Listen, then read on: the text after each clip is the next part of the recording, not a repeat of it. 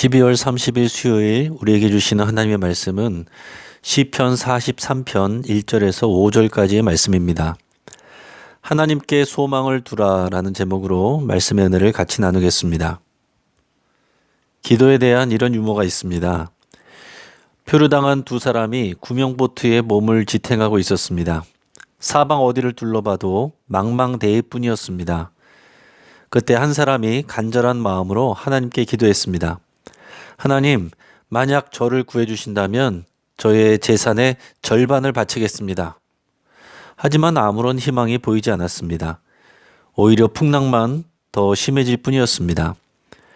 하나님 살려주십시오. 살려주신다면 제 재산의 3분의 2를 바치겠습니다. 다시 아침이 되어도 구원의 손길은 닿지 않았습니다. 그는 다시 간절한 기도를 시작했습니다. 하나님, 제발 저의 이 간절한 기도를 받아주십시오. 제 목숨을 구해주신다면 저의 전 재산을. 그때 그의 친구가 소리쳤습니다. 이봐, 거래를 중단해. 저기 섬이 보여. 그들은 기도를 하는 게 아니라 하나님과 거래를 하고 있었다라고 할 수 있습니다. 이 이야기를 들으면서 마냥 웃을 수는 없었습니다. 실제로 하나님과 거래하는 그리스도인들이 많은 것 같아서입니다. 그리고 저 자신도 가끔씩 하나님과 거래를 하고 있을 때를 발견하고는 합니다. 저의 상황에 유리하고 불리한 상황에 따라서 기도의 내용이 달라지기도 한다는 거죠. 여러분, 기도는 신앙의 바로미터입니다. 우리 기도의 수준이 믿음의 수준입니다. 믿음이 강하다는 것은 무엇입니까? 강한 열정으로 내가 원하는 것을 받아내는 것이 믿음입니까? 열심히 기도했는데 기도의 결과가 내 기대에 미치지 못하면 어떤 사람은 하나님에게 실망합니다. 반면에 어떤 사람은 자신의 기도가 정성이 부족했었는지를 생각하며 자책합니다. 어떤 것이 맞습니까? 둘 다 정답이 아닙니다. 그럴 수는 있지만 이런 기도와 결론은 믿음이 연약한 어린아이의 믿음이라고 할 수 있습니다. 마트에서 가끔 어린아이들이 엄마에게 장난감을 사달라고 떼쓰는 경우를 봅니다. 어떤 아이들은 바닥에 뒹구는 경우도 있습니다. 그럴 때 아이의 요청을 들어주면 아이는 나쁜 습관이 들게 됩니다. 때로는 아이가 너무 어려서 떼를 써도 들어주는 경우도 있습니다. 아이가 말을 해도 알아듣지 못할 정도로 어린 경우에 그런 거죠.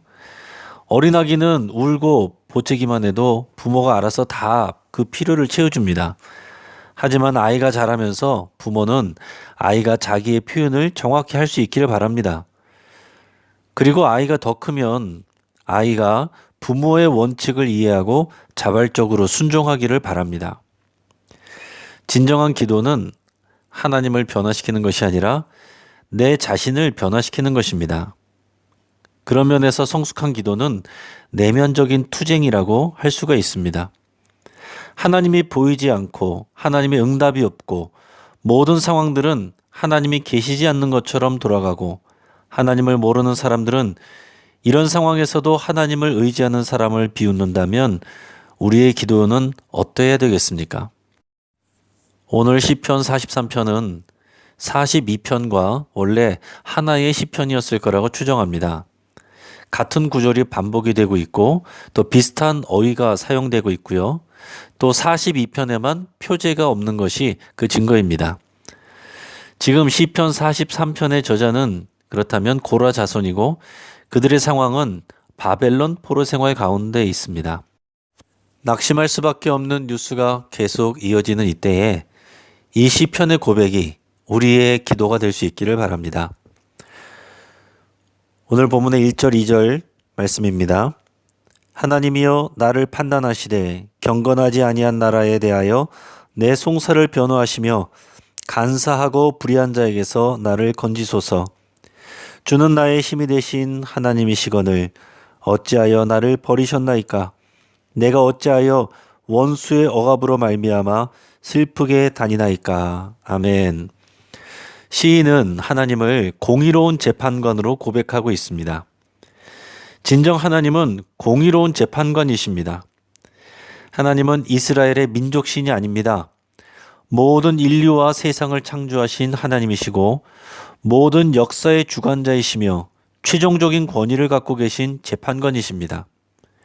시편 1편에서 41편까지의 시에서는 하나님을 언약적인 관점에서 부르는 여호와라는 호칭이 많이 쓰입니다. 그런데 42편과 43편에서 하나님은 주로 창조의 하나님이자 전능하신 하나님을 지칭하는 엘로힘이라는 호칭이 사용됩니다. 이 세상의 사람들과 원수들의 조롱과 이런 판단 속에서 시인은 최종적인 권위를 갖는 하나님의 공정한 판단을 요구하고 간청하고 있는 것입니다. 그 말은 뒤집어서 말하면 지금까지 시인은 하나님 보시기에 부끄럼 없는 믿음을 유지하고 있음을 전제로 합니다. 하나님을 인정하지 않고 비웃는 이방인들을 경건하지 아니한 나라, 간사하고 불의한 자라고 표현합니다. 지금 시인은 그들의 포갑 아래에서 고통하고 있습니다. 공정한 재판관이시며 천지의 창조자이신 엘로힘 하나님께서 자신의 의로움을 인정해 주시기를 기도하고 있습니다. 하지만 현실의 삶은 자신이 하나님으로부터 버림받은 것처럼 여겨지고 있습니다. 시인은 주는 나의 힘이 되신 하나님이시거늘 어찌하여 나를 버리셨나이까? 내가 어찌하여 원수의 억압으로 말미암아 슬프게 다니나이까? 라고 반문하고 있습니다. 이해할 수 없는 현실에서의 고통스러운 마음과 흔들리는 믿음까지도 하나님께 고백하면서 따져 묻는 것도 믿음의 내면적인 투쟁입니다. 그리고 이것이 시인의 정직한 기도입니다. 우리의 힘이 되어주시는 것을 믿지만 현실에서는 반대로 느껴지는 것을 하나님 앞에 반문하면서 하나님이 공정한 재판관으로 나타나 주시기를 간절히 기도하고 있습니다. 이어서 3절 4절입니다. 주의 빛과 주의 진리를 보내시어 나를 인도하시고 주의 거룩한 산과 주께서 계시는 곳에 이르게 하소서. 그런즉 내가 하나님의 제단에 나아가 나의 큰 기쁨에 하나님께 이르리이다. 하나님이여 나의 하나님이여 내가 수금으로 주를 찬양하리이다. 아멘. 지금 시인이 어둠 속에 있는 것처럼 괴로운 가장 큰 이유는 나라와 고향을 잃어버렸을 뿐만 아니라 하나님을 마음껏 예배할 수 없는 상황이기 때문입니다. 그래서 시인은 하나님께 주의 빛과 진리를 보내달라고 기도합니다. 어둠 속에 헤매이는 자신과 민족을 진리의 빛으로 인도해 주시기를 기도하고 있습니다. 그 빛이 결국에는 자신들을 해방시켜 주시고 예루살렘 성전, 여기서는 주의 거룩한 산과 주께서 계시는 곳이라고 표현했는데 예루살렘 성전을 말합니다. 예루살렘 성전으로 자신들을 데려가 주시기를 간절히 기도하고 있습니다. 지금 시인의 마음에는 하나님을 예배하고자 하는 갈망으로 가득합니다. 하나님이 자신들을 성전으로 인도해 주시면 큰 기쁨을 주시는 하나님께 나가서 수금을 연주하면서 주를 찬양하겠다고 기도합니다. 바벨론의 포로로 끌려간 사람들이 모두 이런 고백을 하는 것은 아니었습니다. 나중에 바벨론에서 해방되어서 고국으로 돌아올 수 있게 되었을 때 그때 일부만 돌아왔습니다. 일부는 오랜 시간 머물면서 익숙해진 바벨론에서의 삶과 터전을 포기하지 못하고 남아 있었습니다. 코로나19로 인해서 예배하기 어려운 상황에서 오늘 시인과 같은 예배를 사모하는 마음과 하나님의 임재를 구하는 열망이 너무 귀하게 보입니다. 하나님께서 이 기도를 들으실 때 얼마나 기뻐하시겠습니까? 하나님은 유대 백성들을 사랑하지 않으시거나 능력이 없으셔서 바벨론 땅에 내버려 두고 계신 것이 아닙니다. 바벨론 땅에서의 시간들은 범죄한 유다 백성들을 새롭게 정화시키고 하나님과 예배에 대한 첫사랑을 회복하게 하시는 훈련의 기간입니다.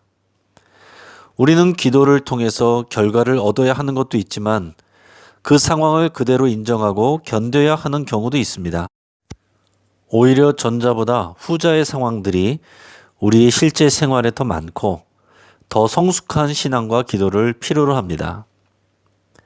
이제 마지막 5절입니다. 내 영혼아 내가 어찌하여 낙심하며 어찌하여 내 속에서 불안해하는가. 너는 하나님께 소망을 두라. 그가 나타나 도우심으로 말미암아 내 하나님을 여전히 찬송하리로다. 아멘. 결국 이 기도의 후렴으로 귀결되는 내용은 무엇입니까? 자신의 영혼에게 반문하면서 선포하는 기도입니다. 자신이 낙심하고 불안해하는 이유는 하나님을 온전히 신뢰하고 있지 못해서입니다. 자신이 외적인 것을 바꿀 수 없는 상황에서는 자신의 내면을 다스리고 바꿔야 됩니다. 중요한 것은 자신의 소망을 어디 두고 있느냐입니다. 포로에서 해방된 삶과 성전에서 편하게 예배하는 삶입니까? 아니면 하나님과 함께 하는 삶입니까? 진정한 소망은 하나님께 있습니다. 포로 생활의 고단한 삶을 살아가고 성전 예배를 잃어버린 상황에서도 하나님이 함께 계신다면 문제될 것이 없습니다. 하나님 자신이 진정한 소망이 되시기 때문입니다. 진정한 기도의 목적은 하나님께 무엇을 얻어내는 것이 아니라 하나님을 신뢰하며 하나님과 함께 거하는 것입니다. 하나님과 함께 거하는 지의 여부는 우리의 느낌과 보이는 현실로 판단하는 것이 아니라 함께 하신다는 하나님의 약속을 붙잡고 인내하며 신뢰하는 것입니다. 그래서 기도는 우리의 내면적인 투쟁이 됩니다. 모든 것이 막혀 있는 것 같은 답답한 현실에서 큰 기쁨으로 예배할 수 있는 우리가 되기를 축복합니다. 이제 말씀을 붙잡고 함께 기도하겠습니다. 하나님이 우리의 진정한 소망이 되심을 믿고 함께 고백하겠습니다.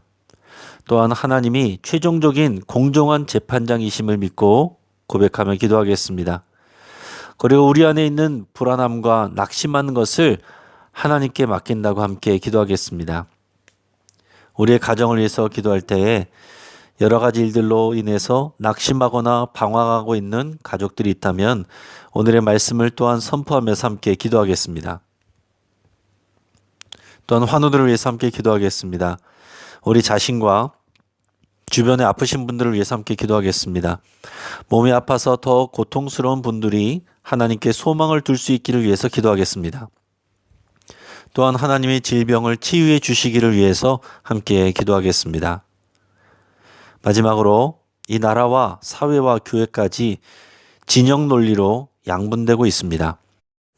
공정한 재판관이 되시는 우리 하나님께 다 함께 소망을 두며 하나됨을 지켜갈 수 있기를 위해서 함께 기도하겠습니다.